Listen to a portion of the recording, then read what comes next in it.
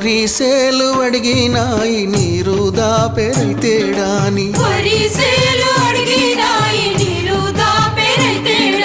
పత్తి సేలు అడిగినాయి నెత్తురు జల్లెరైతేడాని అవి పట్టుకొని ఏడుస్తున్నాయో దొర్లి దొర్లి ఏడుస్తున్నాయో